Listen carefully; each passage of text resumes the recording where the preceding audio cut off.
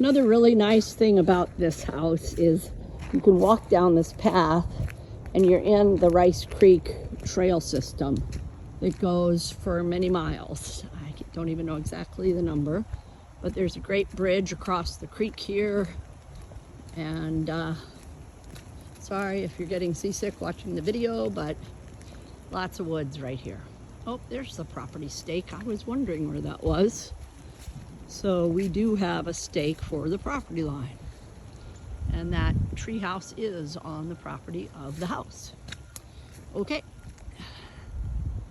So you're walking up and you see this beautiful garage all on the property of this house at 66.5 Street.